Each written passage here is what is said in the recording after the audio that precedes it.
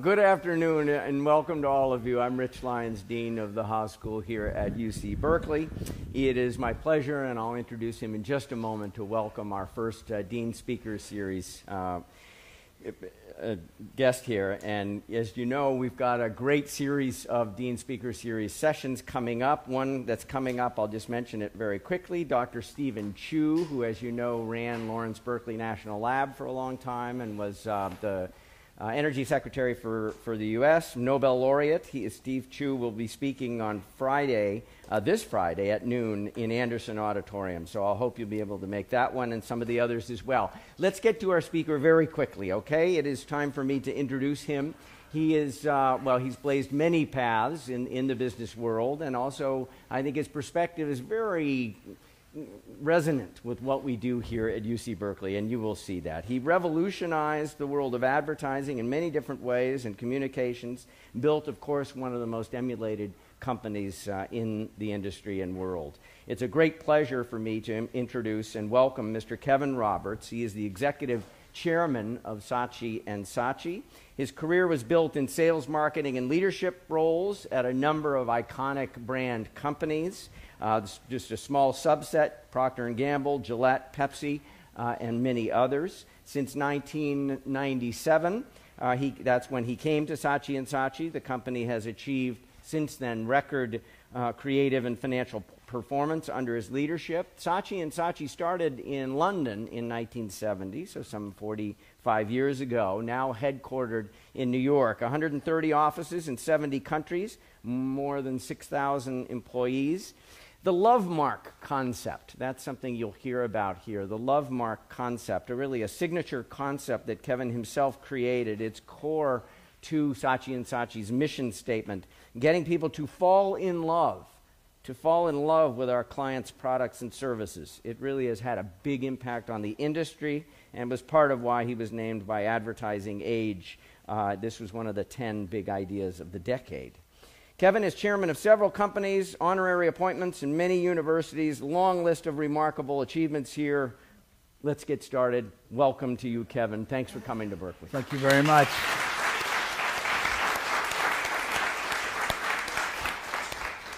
Okay, I only came here because I wanted to have a blast, right? So I hope you enjoy yourselves. I am not politically correct.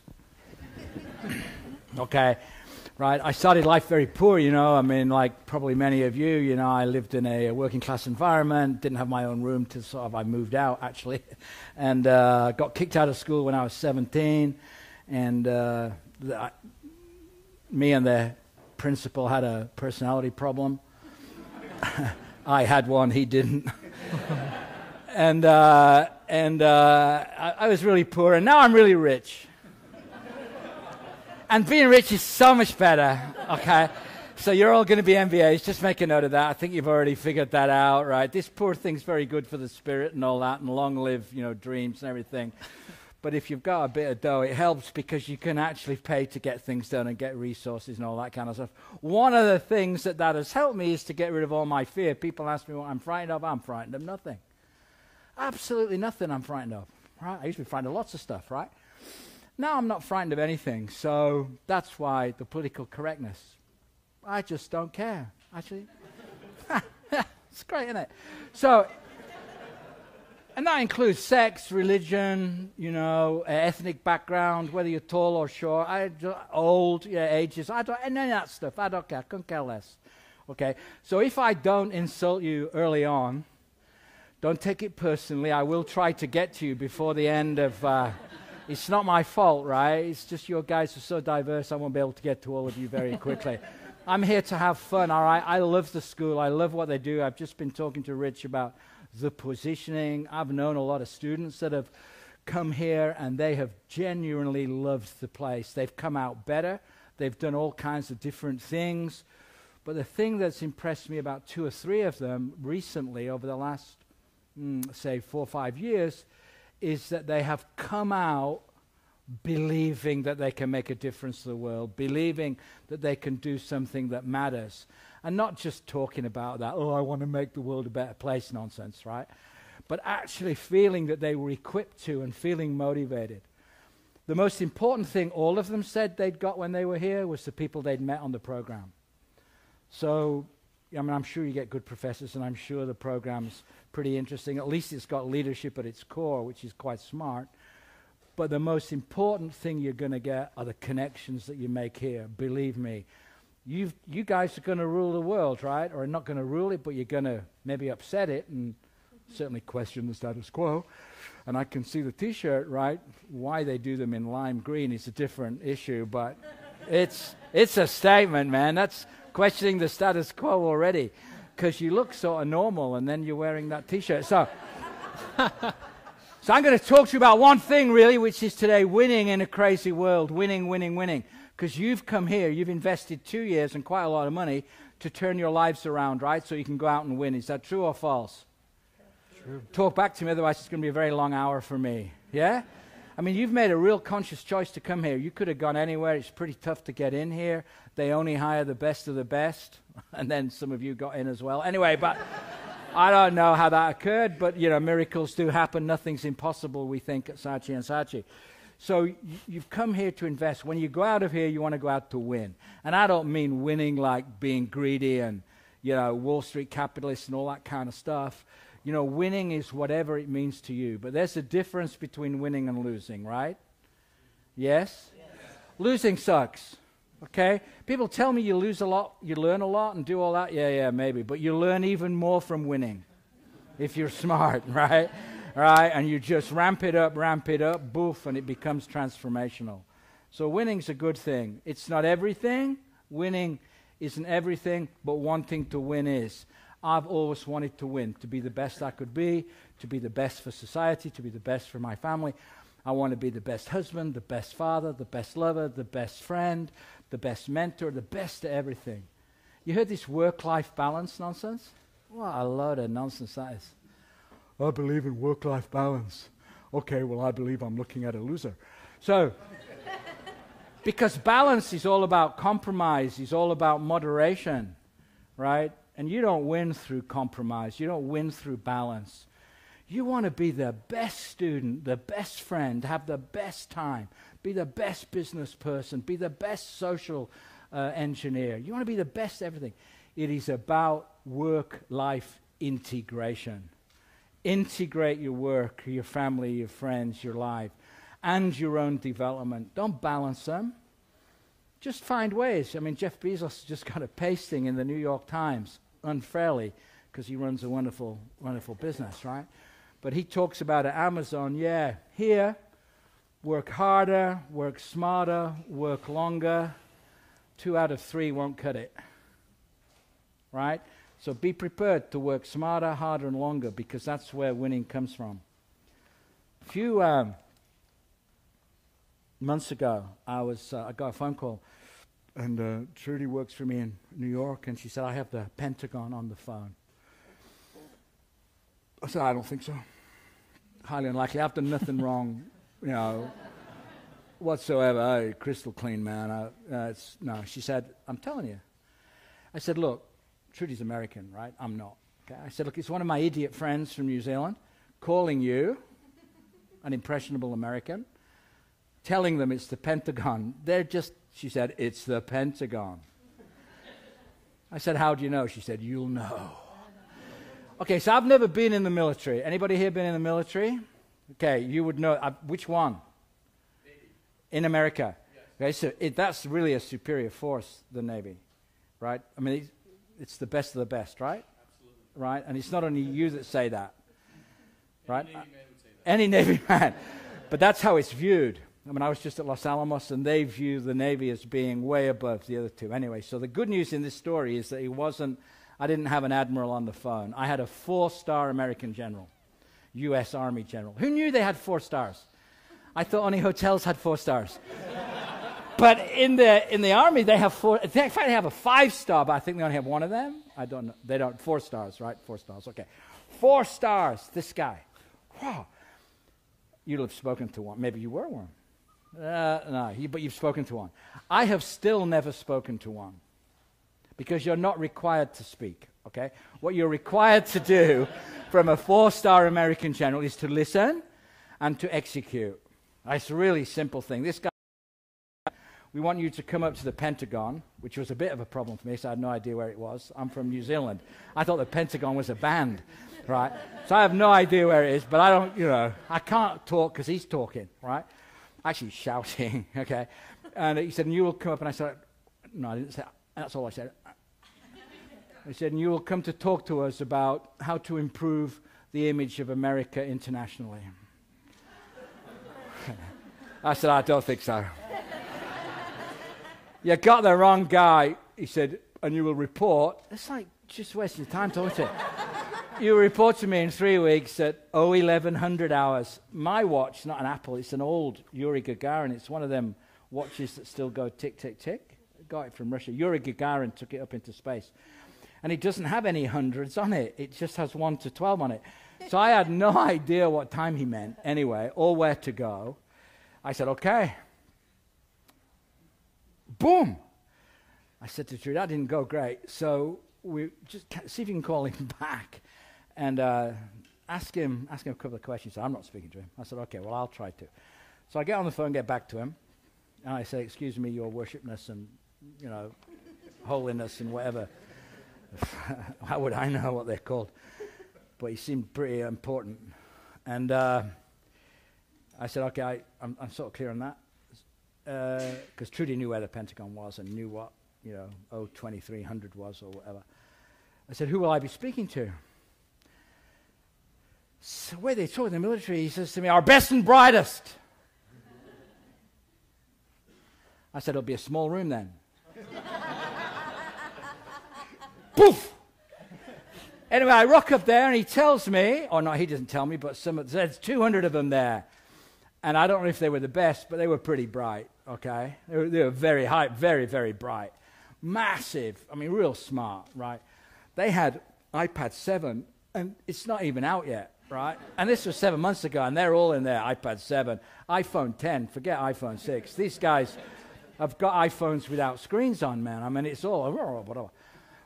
Combined EQ, emotional quotient of the room, below room temperature. If they were in a bar, it's the kind of bar that you walk into and you go, oh, no. You just walk out again, but they're all there. Anyway, so I'm into this topic of how to improve the image of America International. I said, well, one of the first things you might want to do is stop killing people, because that might... That didn't go down well. Nobody laughed. It just wasn't... U.S. Marines, they're not part of the Navy, or they are? U.S. Marines? Part of the department. Yeah, they looked pretty scary. These 4 Marines, big guns, right at the back of the room, all of them together, took 2 steps towards me. I took 10 steps backwards, and I thought... Anyway, didn't go great from there. But one of the things the guy said to me was, you know what, we're living in a VUCA world, a world that is volatile, uncertain, complex and ambiguous. Have you come across that expression? VUCA. It is what they're teaching now in West Point and all this kind of stuff, and it is really smart. I think they're spot on. The world we live in, and it's never going to change, man. It's never going to change. So their whole point is, we used to focus all our military stuff on strategy. Now we're focusing on leadership and execution. Because in a world that's volatile, uncertain, complex, and ambiguous, no plan ever withstands first contact with the enemy.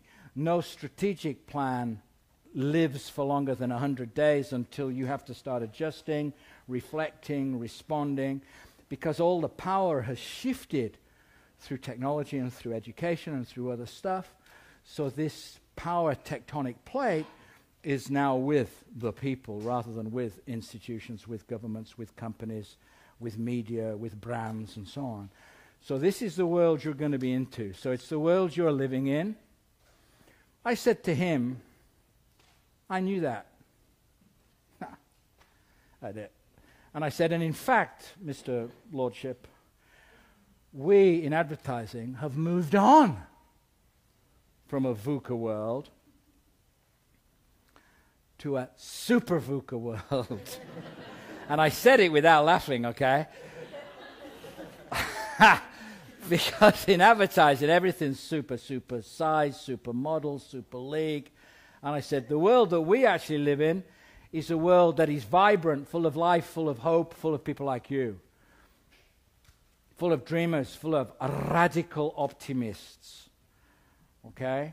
It is full of it. Wherever you go, man, if you guys ever got outside of Washington, you would see this, that the world is vibrant. It is a world that's unreal. Thank you very much, Meg. I was going to start dancing with it. It's a world that is unreal, because to change the world in the last generation, my generation or whatever, you needed to have clout, you needed to have relationships, you needed to have money, you needed to have big resource. That's why the big got bigger, the small got smaller, the rich got richer, the poor got richer, poorer, right? So that's what you needed then. What do you need today to change the world? What do you need today to change the world? It's the only thing you really need. What do you need? Huh. Yeah. Go on. Passion. Passion's a good thing. Without it, but you could be passionate about the wrong thing. Hitler had passion. Told you it's politically correct. But it's a good try. What do you think? Capital. No, you don't need capital. Do you think Zuckerberg had capital when he got started? He had diddly squat. No, come on, pay attention, son. You can do better than that.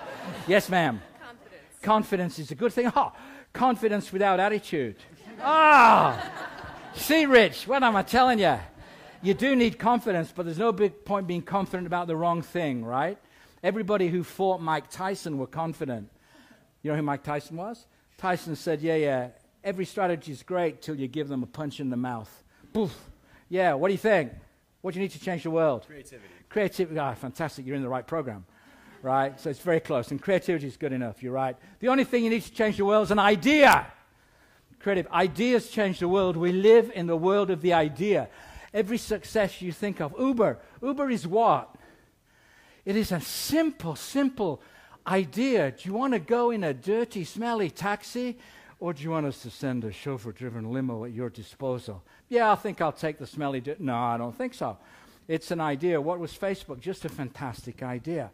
We live in the age of the idea, and the great thing about ideas is they come from anywhere. They come especially from here because they're giving you tools, processes, and connections where ideas can flourish, because aren't you told to question the status quo? Is that good enough to question the status quo?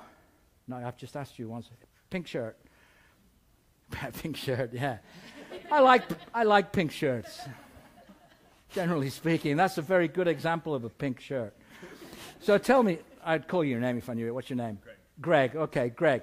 So tell me, were you paying attention? Yeah, what's the answer? Yeah, don't you remember the question? You remember the question?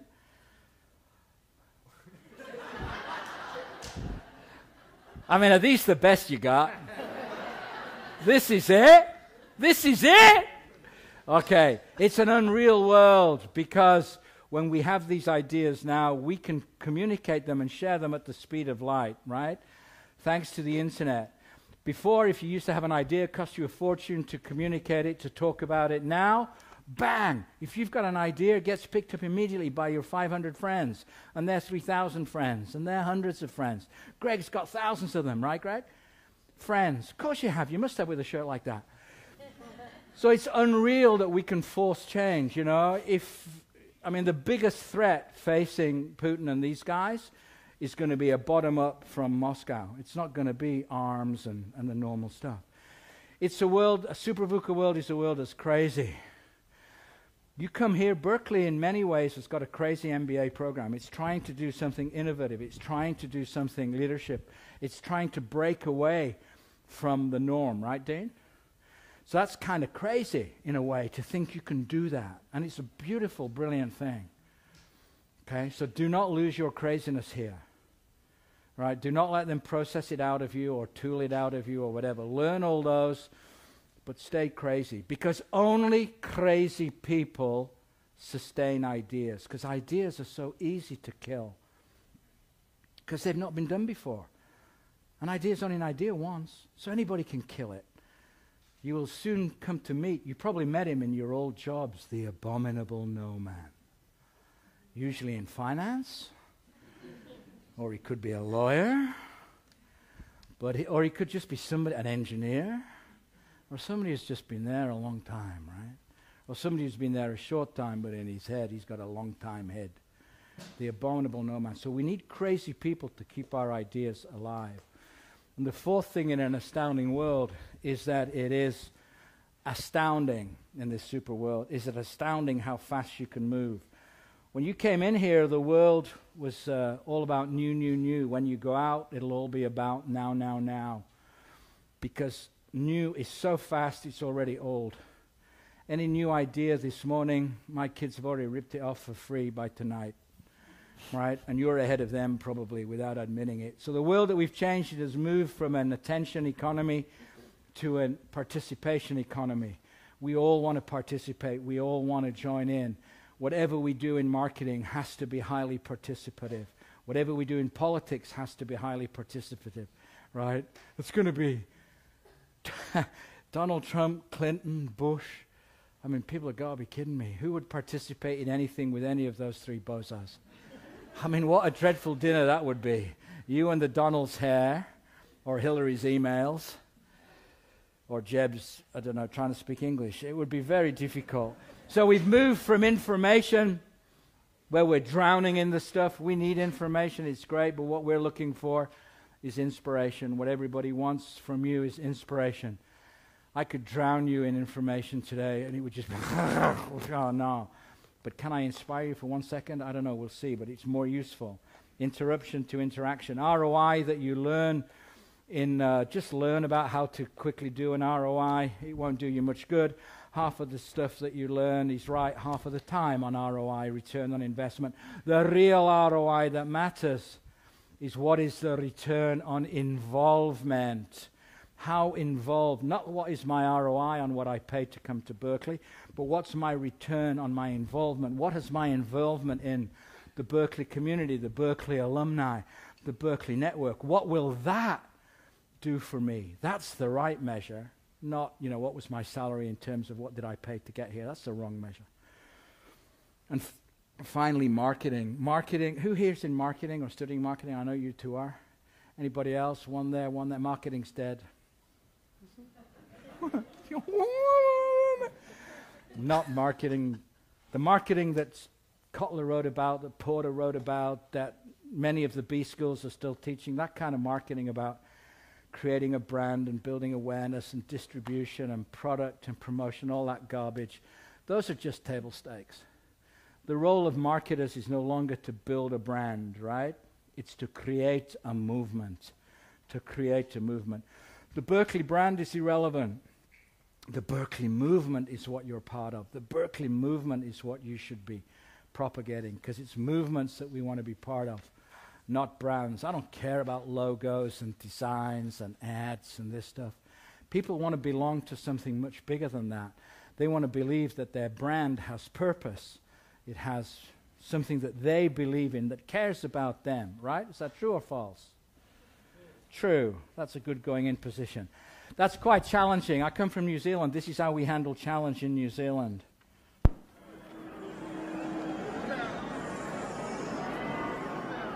We're going to go Grease Lightning.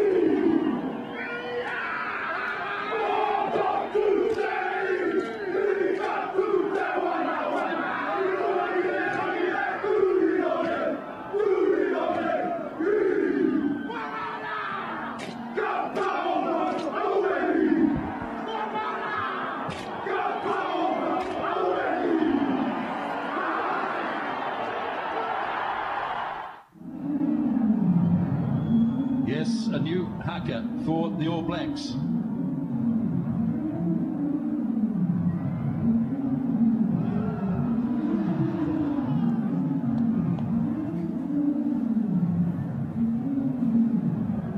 They're all mates of mine. We have a problem with an account, we bring them down.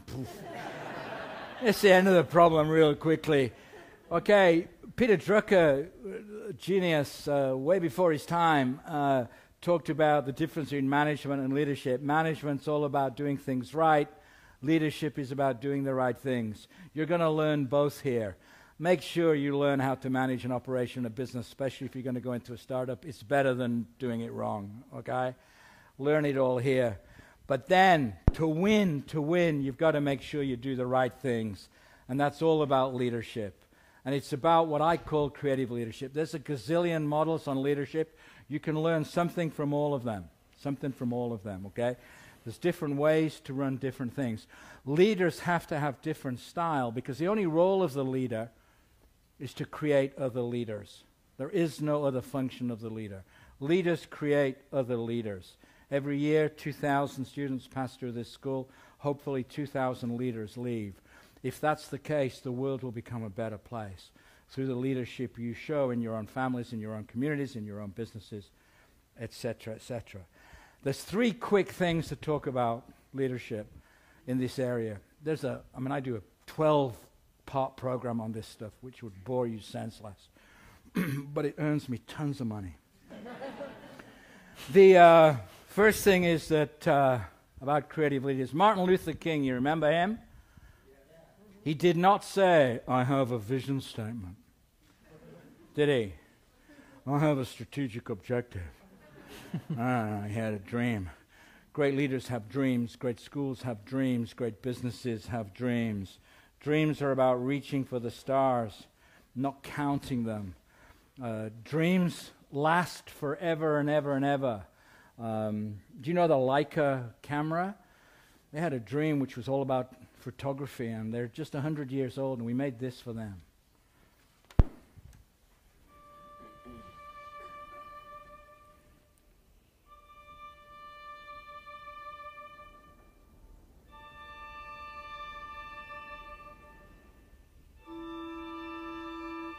"100 years ago, something changed dramatically the course of photography. The first Leica was born. Of course, you could say, hey, some of these photos weren't taken with a Leica at all, but I must gently disagree with you. Leica took the camera out of the studio and placed it into real life. Image à la sauvette. Snapshots. We were able to see, to feel, to smell thousands of moments. It became an extension of the eye of the photographer. Joy, pain, ordinary things, fear, losers, winners, misery. War from inside. One image contaminating the others. Metastasis. The most iconic images in history, even the ones that weren't taken with a Leica, were taken because of a Leica.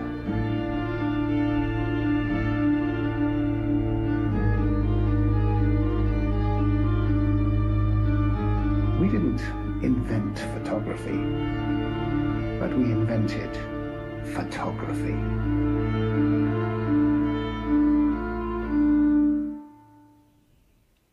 Leaders build dreams, and they change the language around those, because revolution starts with language. Revolution starts with language. Think of the language of Apple. You know, just think different. You want to join the Navy or you want to be a pirate. It's just a very important part of a leader's role. When you go out of here and you start up your own company and you go to work for a great company, the creative culture that you're looking for is stimulated by a place that provides these 4 things in equal parts. If the place you're starting and going to work through doesn't have them, don't go. It will be an unhappy, sad place for you.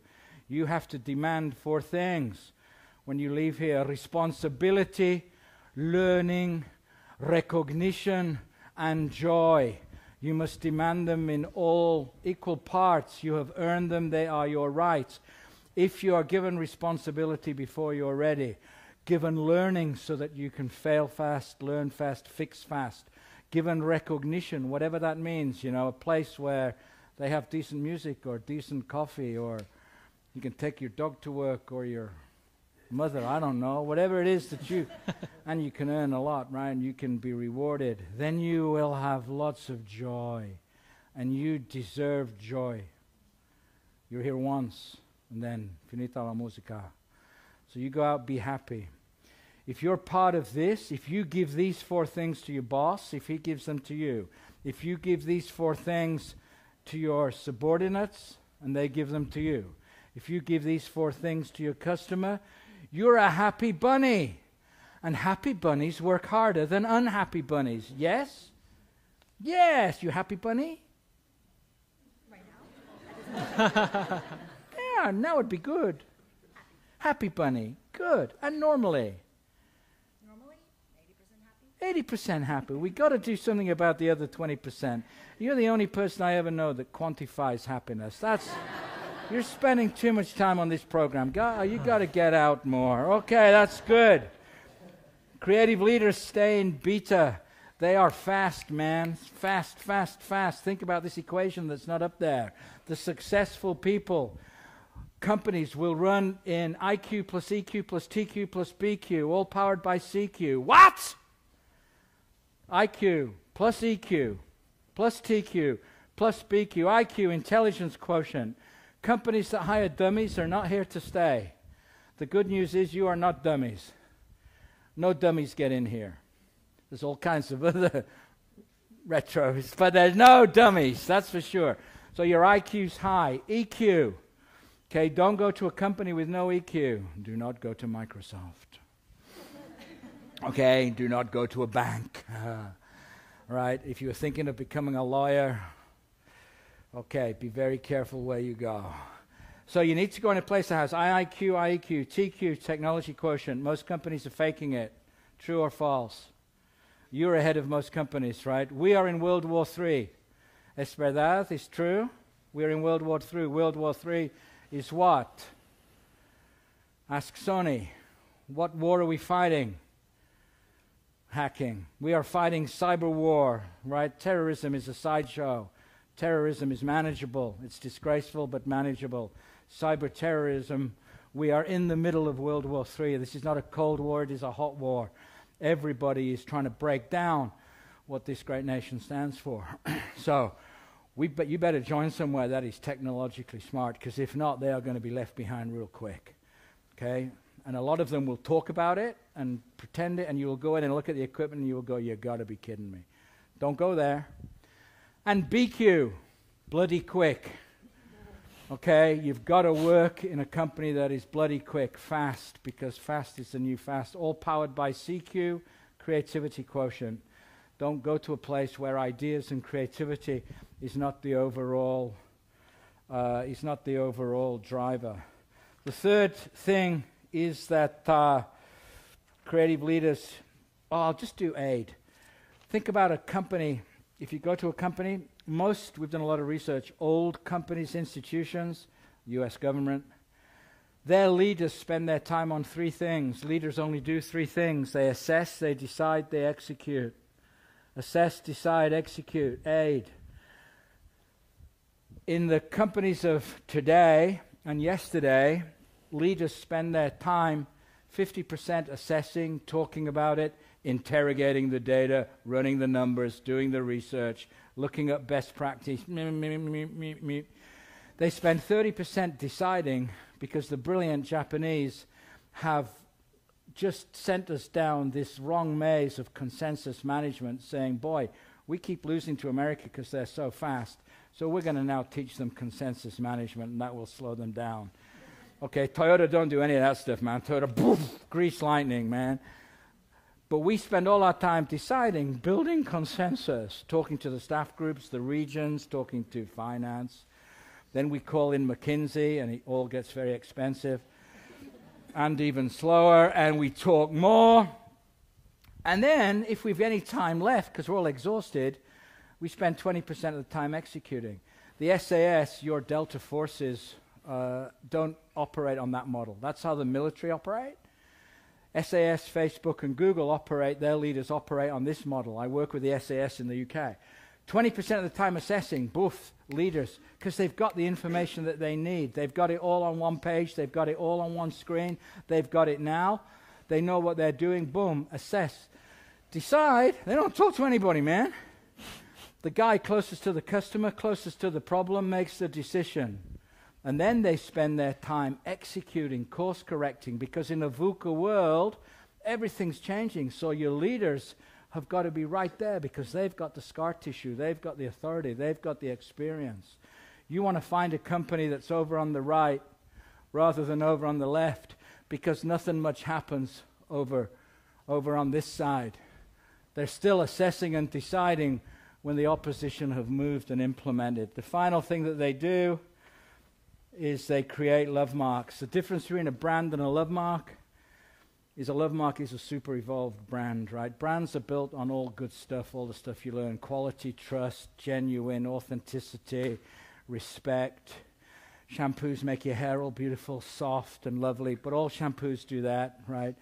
Beer gets you pissed and tastes okay, but all beer, well, except for American beers, but most beers do that, taste good and all that, and everything like that. But what's the difference? You know, how do you create something bigger than a brand? And you do that by adding three things: mystery, sensuality, and intimacy. Those are the three things we're interested in. Mystery. The more you know about something, the less interesting it becomes. Sensuality, we feel the world in all five of our senses. And intimacy, that empathy, that closeness, where you can really feel how people feel. Because doing all the research, big data is important, we've got to have that, but it isn't the defining factor. We've all got access to big data. Big data tells you what consumers say and do. It does not tell you how they feel. Big data, we would still be selling Sony Walkman.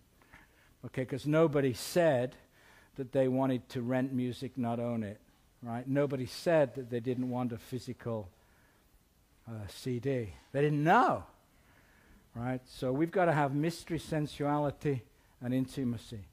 Love marks are not just built on trust. They're built on trust and love, the highest emotion of all. Love marks are not owned by marketing departments, they're owned by us, the people. We own Facebook, not Facebook. We own Google. Google do not own that. We own Apple. And they have to stop stiffing us and give us something useful shortly. Okay? The role of a brand is to create loyalty for a reason, because, you know, it does all these things. The role of a love mark is to create loyalty beyond reason. Beyond price, beyond value, beyond attribute. For me, Berkeley's a place where you can imagine loyalty beyond reason, because it has magic, it has mystery. Okay, sensuality, I don't know, but the campus looks pretty sensual to me. I would have changed the carpet, but there you go, you can't have everything in life. And intimacy is that magical thing. Here's an example of intimacy.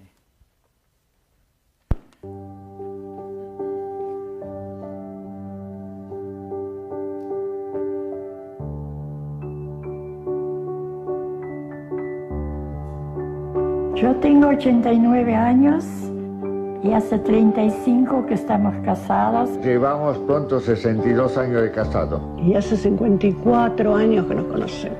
Hace 40 años.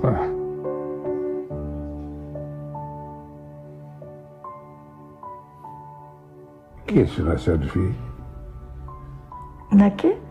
Posiblemente sea desnudo. Erótico. ¿Eh? No, háblame en castellano, querida.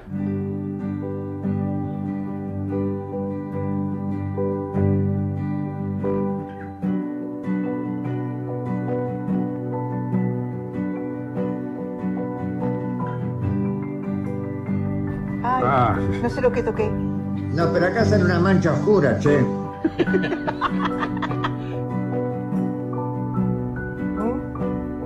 ¿Salía? Sí. Sí, yo me veo la cara cuadrada. No importa. Mira los deditos míos arriba. Ahora saca la foto esa que está linda, ¿ves?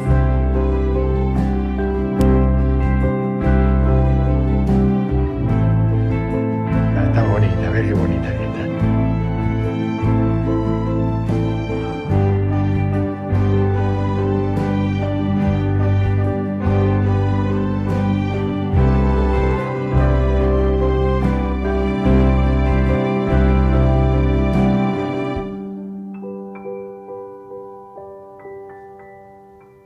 That's intimacy. Okay, I'm all yours. We've got 15 minutes left. Bring us back the mic, Meg, will ya? Or bring us back the Meg mic, whichever way that should be. Okay, who's up? Please do use the microphones because we're videotaping. Thanks.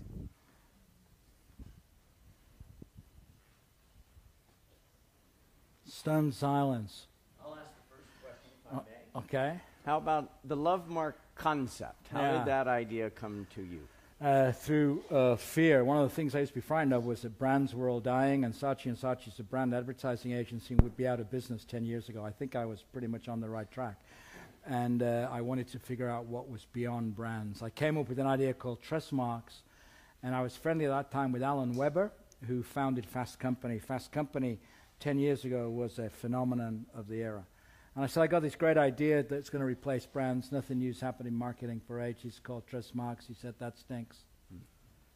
I went back to my loft in Tribeca, opened up a couple of bottles of Bordeaux. 3 o'clock in the morning, I was doodling, nobody loves me, my wife's not here. Alan doesn't like my idea. This is really ugh.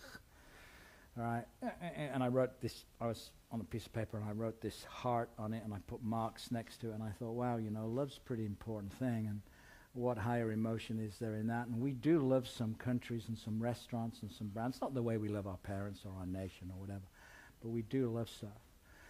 And the idea came from there.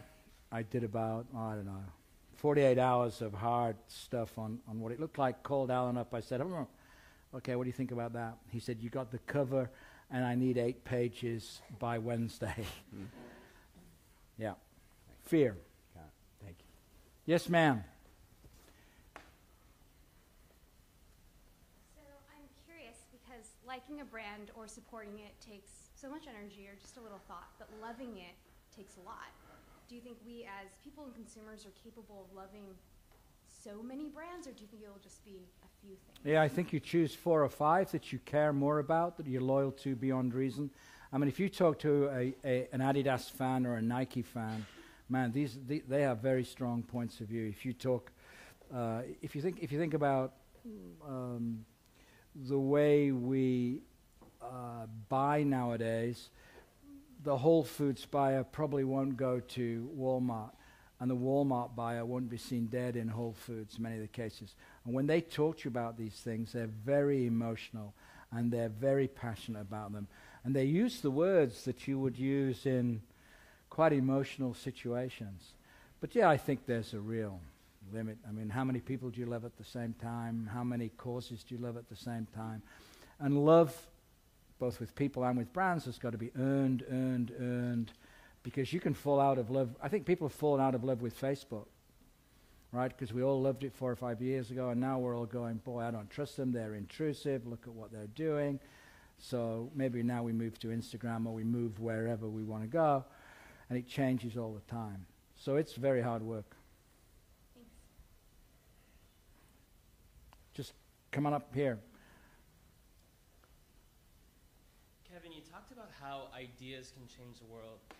What I'm curious about is, how do you come up with your ideas? Where does your inspiration come from, and how do you nurture creativity? Yeah, 2 questions are different. Ideas come from everywhere at all time, but mainly they come to you because you get out and you observe and you listen and you're curious and you're open and you do odd stuff. I have no friends who are business. I don't do business lunches and dinners. I don't play golf. I never see clients. I find them very tedious. And I like artists, creative people, writers, scientists, young people, because ideas tend to come through odd stuff, I think. So you've got to be open to them. How do you create a culture? by providing responsibility, learning, recognition, and joy, and getting the hell out of the way of people. Thank you.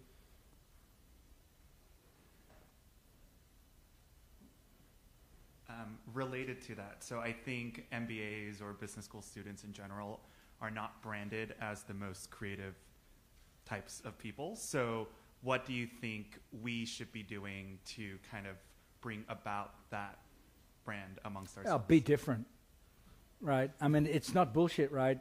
Branding. Branding starts with performance, starts with action, starts with results. So, you know, Head and Shoulders why am I talking about shampoos? It's a very... There's something not so deeply Freudian about that. The Head and Shoulders gets rid of dandruff. So job number 1 is you've got to get rid of dandruff. Job number 2 is then you've got to add some emotion to that pretty kind of idea, right? Then job number 3, you've got to become famous for it, right? So the first thing MBAs have to do here is to produce some ideas, to produce some stuff, to do some startups that are creative. And people go, wow, you know? So that's job number 1, to actually perform, do, and act. I think the whole title of MBA is disgraceful, right? A Master of Business Administration. Who wants to be any of those 3 things? Right? I mean, it's really... I mean, if you think the revolution's... Right, you want to be a creative fellow, or do you want to be an MBA? I mean, I just made up creative fellow. I would like to be the former. Right, yeah, wouldn't you, right? Imagine going into a bar. Hi. Actually, we have a... there's 2 things about this. You go into a bar, right? And before I was chairman, I was the CEO for 15, 16 years or something. You're in this bar. I was in this bar once in Saint-Tropez, and this chick says, you know, what do you do? And I said, I'm the chief executive officer of Saatchi & Saatchi. Right? 10 minutes later, there was only me in the bar. Everybody else had gone. Right, so I decided that I had a real language problem. So I decided I'm now a CEO, Chief Excitement Officer. That, you know, you usually get a follow-up question then, and then you're on your own, okay? But I think, you know, imagine that if revolution starts with language, imagine, you know, that you're a master, are you? Do you want to be a master of anything? That means you stop sort of learning, right? I'd rather be a student forever or a fellow forever than a master of anything. Business, this is a bit gross and capitalistic. I'm surprised they even say that in Berkeley, right? So, because everybody here's a Fruit Loop and does organic stuff, right? I mean, you just drive in here and all the clothes shops, it's where all my old stuff from the 60s, it's all being sold here. At very high prices, anyway. And then administration, I do business administration. I administer stuff. So start by being creative. Okay, and you're making a good start with your choice of dress code today. It's good. It's pretty good. That's an excellent start. Because all creative people wear black T-shirts. You know that. Right? I've got like 27... Actually, I have a T-shirt on the front. It says, I work for Saatchi & Saatchi. And on the back it says, and you don't.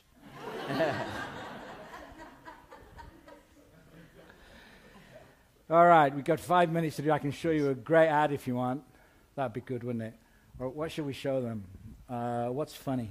What do we have anywhere? What was I going to show them? Who knows? Let me have a look at that, and I'll find something. Do you want something?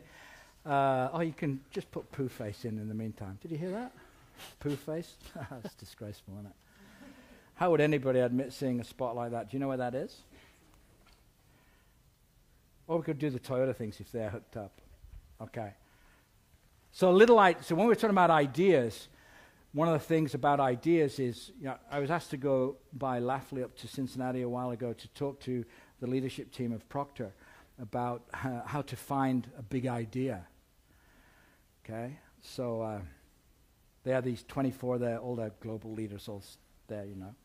So I rock up onto the stage and say, okay, I've been asked today to talk to you about how to find the next great idea, the next big idea. There aren't any. And walked off.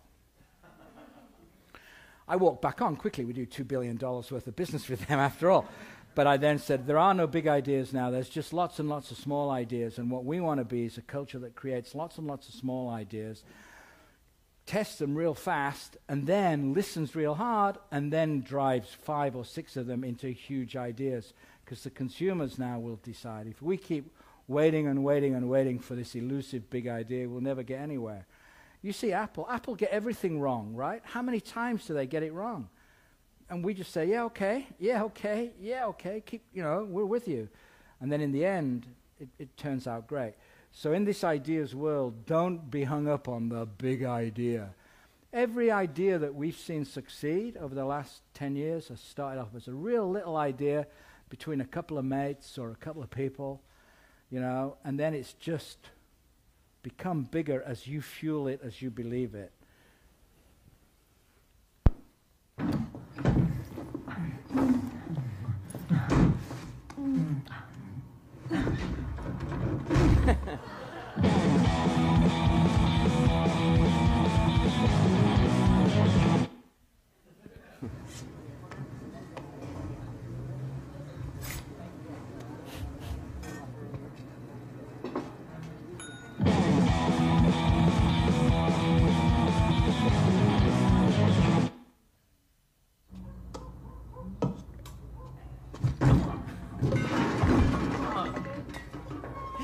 No, dude.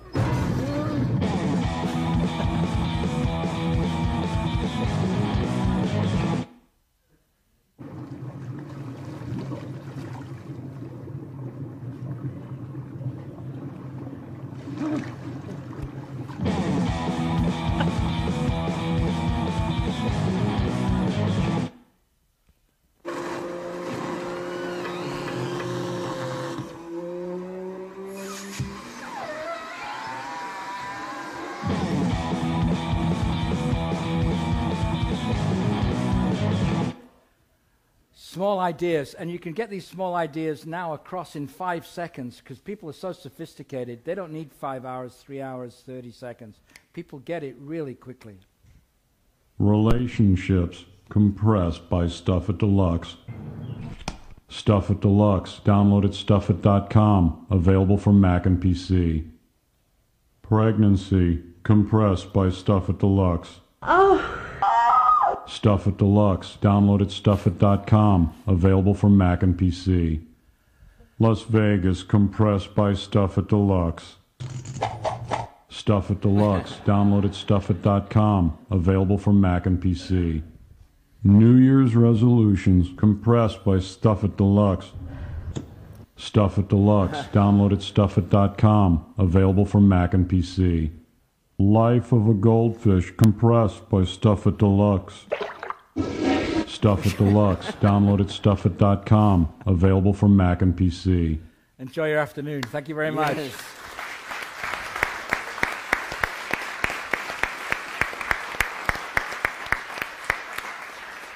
Thank you, Kevin. So many things to take away for us, right? Thinking about Berkeley as a movement, to think about our own mystery and intimacy and all the other many things that he talked to us about. Very helpful. We appreciate your being here, Kevin. Thank you very much. Thank you very much.